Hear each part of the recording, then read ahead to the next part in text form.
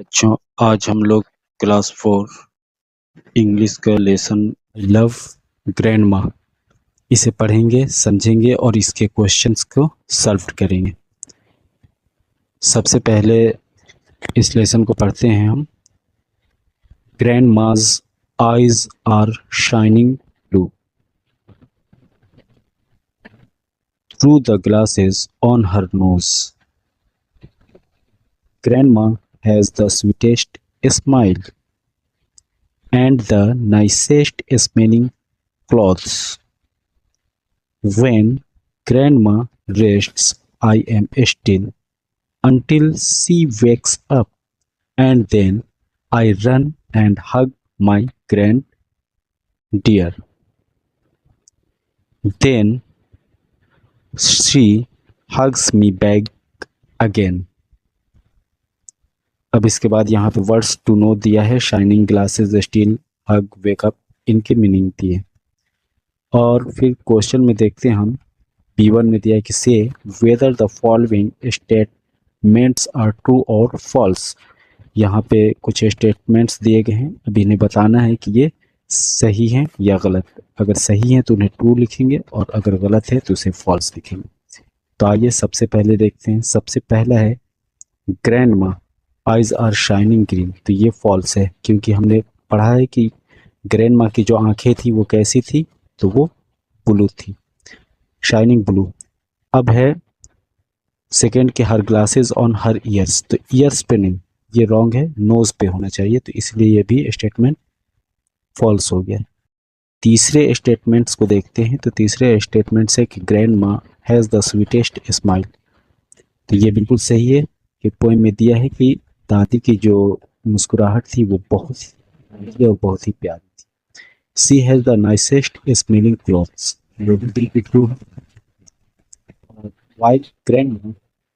While grandmother rests, the poet makes a noise near her. तो ये false है, क्योंकि हमने पढ़ा है कि ग्रैंडमा जब आराम करती थी या सोती थी तो वो भी बिल्कुल शांत रहता था पोएट। तो ये फॉल्स हो गया आपका।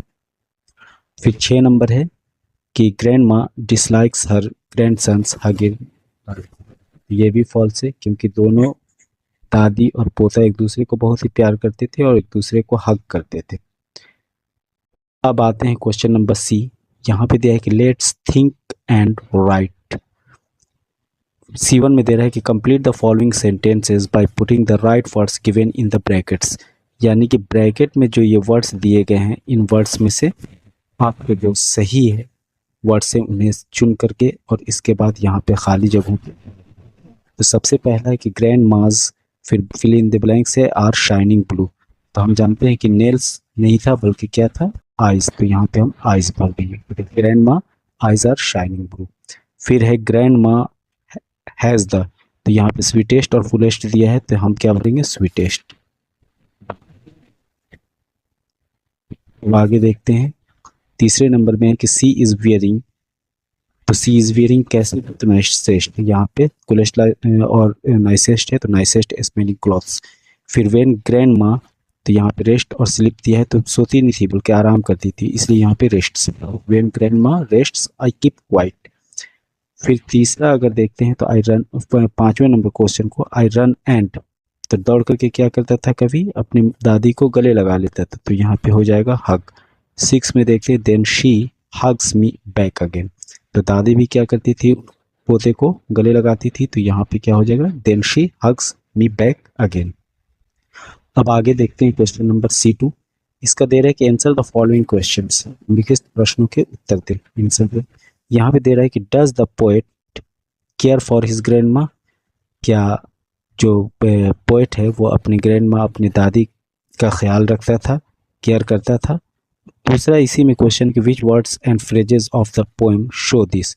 यानी कि वो केयर करता था, इस चीज़ को दिखाने के लिए पोएम में किस वर्ड या फ्रेज का इस्तेमाल किया गया है, तो उसको यहाँ पे नोट कर देना है। तो हम देख रहे हैं यहाँ पे दिया हुआ है कि हाँ, yes the poet cares for his grandma. जो कवि था वो क्या करता था, अपने ग्रैंडमा को केयर करता था, है ना। जैसे इसके लिए किस तरह के पोएम में फ्रेजेस आए हैं, तो फ्रेज आया है कि I keep quiet still while she rests, यानी कि वो जब आराम करती थी उसकी दादी तो वो बिल्कुल शांत रहता था। और दूसरी चीज़ है कि एक फ्रेज आया है कि I run and hug my grand माँ, यानी कि वो जैसे ही जागती थी उसकी दादी तो वो क्या करता था, अपनी दादी को गले लगा देता था। तो ये जो है इस चीज़ को दर्शाता है कि वो अपनी दादी को केयर करता था। चलिए अब नेक्स्ट क्वेश्चन को देखते हैं। नेक्स्ट क्वेश्चन है question number 2, how can you say that both grandma and grandson have very deep love for each other, यानी कि आप ये कैसे कह सकते हैं कि ग्रैंड माँ और ग्रैंडसन या दादी और पोता ये एक दूसरे को बहुत ही ज़्यादा प्रेम करते थे, प्यार करते थे। तो यहाँ पे हम देखते हैं कि they both hug each other showing a deep love for each other, वो एक दूसरे को गले लगा लेते थे। तो इससे ये पता चलता है कि वो एक दूसरे को क्या करते थे, बहुत ज़्यादा प्यार करते थे। नेक्स्ट आते हैं तीसरे नंबर क्वेश्चन पे, how do you treat your grandma, do you listen to her. तो यहाँ पे हम लोग लिख दें कि अपनी ग्रैंड माँ को हम कैसे ट्रीट करते हैं। तो लिख सकते हैं कि I respect and love my grandma, I help her with her task, मैं अपनी ग्रैंड माँ का इज्जत करता हूँ और प्रेम करता हूँ, और मैं उनके काम में क्या करता हूँ, उनकी मदद करता हूँ। ठीक है, अब नेक्स्ट क्वेश्चन पे आते हैं, क्वेश्चन नंबर C3। इसमें दे रहा है कि right 2 rhyming words of the following, यानी कि नीचे दिए गए जो वर्ड्स हैं इसके लिए 2 राइमिंग वर्ड्स लिखने हैं प्रत्येक के लिए। राइमिंग वर्ड्स मतलब उन्हीं की तरह आवाज़ वाले वर्ड्स। जैसे यहाँ पे दिया है ब्लू, यहाँ पे है ब्लू, तो ब्लू के लिए यहाँ पे क्या हो जाएगा, कुलू फ्लू। फिर जाकर के नोज, नोज का हो जाएगा pose dose, back pack hack. अब आगे की तरफ देखते हैं, D1 में देता है कि correct the spelling of the following words, यानी कि नीचे जो ये जो वर्ड्स दिए गए हैं इनको क्या करना है, इनको करेक्ट करना है। यहाँ पे रॉन्ग है, जैसे ब्लू, ब्लू तो सही है। फिर थ्रू, तो थ्रू में ये THROGH दिया है तो ये रॉन्ग है, तो इसको हम सही कर लेंगे। फिर glasses, GLASSES glasses, nose, NOSE nose, smelling, फिर स्वीटेस्ट, नाइसेस्ट, स्टिल अगेन। तो ये जो करेक्शन है इसको करेक्शन कर करके और वर्ड्स को हम देंगे। अब आते हैं आगे, अब D2 में है कि pick out the words from the poem that mean the following. ये यहाँ पे कुछ वर्ड्स दिया है, fathers, mother, spectacles, garments, scissors to sleep, beloved, another time. इसके ये पोएम में किस तरह के वर्ड्स आए हैं उसको वर्ड्स को देना है। जैसे फादर्स, मदर, तो फादर्स है ग्रैंड, फादर्स मतलब पिता, फादर्स मदर मतलब पिता की माँ, तो ये ग्रैंड माँ। स्पेक्टिकल्स चश्मा, तो इसके लिए हमारा पोएम में आया है ग्लासेस। गारमेंट्स इसका मतलब होता है कपड़े, इसमें आया है पोएम में क्लॉथ्स। सीजर्स टू स्लीप, यानी कि ये जागने का मामले में आता है तो वेक्स। बिलव्ड का मतलब होता है जिसको प्यार किया जाता है, प्रेमी या जिससे बहुत ही ज़्यादा स्नेह रखते, तो इसके लिए हमारा यहाँ पे क्या है, डियर, बिलव्ड प्यार। ठीक है, तो यहाँ पे आया डियर। अनदर टाइम यानी कि दूसरे वक्त में, यानी कि अनदर टाइम दूसरी बार, दूसरे समय या दूसरी बार, तो इसके लिए अगेन आया है। तो अगेन मतलब पुनः या फिर से। अब आगे की तरफ देखते हैं।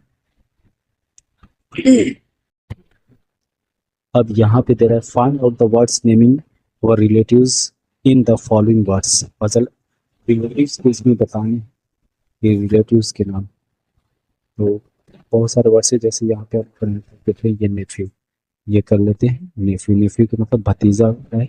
इसी तरीके से यहाँ पे कर लेंगे हम लोग आंट, आंट मतलब चाची होती है। इसी तरीके से यहाँ लिखेंगे तो ये हो जाएगा अंकल, अंकल मीन्स चाचा। फिर यहाँ से इसको हम देख पा रहे हैं, यहाँ से ये हो गया सिस्टर, बहन। फिर जा करके ये मदर, यहीं पे नीचे में है मदर, और उसके बाद यहाँ पे ब्रदर, भाई। अब इसके अलावा और भी कोई वर्ड्स हैं, और यहाँ पे है मिस, मिस के मतलब क्या होता है, भतीजी। तो इस तरीके से हम देखते हैं कि कुछ रिलेटिव्स के यहाँ पे नाम वर्ड्स, वर्ड्स बाकी तरह देखते हैं। यहाँ पे draw a picture of your family tree, you may begin as given below, यानी कि यहाँ पे दिया है ग्रैंड पेरेंट्स। अब ग्रैंड पेरेंट्स जो हैं दादा दादी, उससे क्या होंगे, यहाँ पे आपके ग्रैंड पेरेंट्स के बाद यहाँ पे बच्चे हो जाएंगे, उनके बच्चे से आपके माँ यहाँ पे फिर पिता हो गए, फिर जाकर के आपकी माँ हो गई मदर, और तब जाकर फिर इन दोनों के मिलने से फिर आप जो 8 लोग हैं वो इन दोनों को लेते हैं। इस तरीके से ये आपको फैमिली ट्री यानी कि परिवार के जो वंश याद जाएगी। इस तरीके से ये लेसन 1 हमारा कंप्लीट हुआ।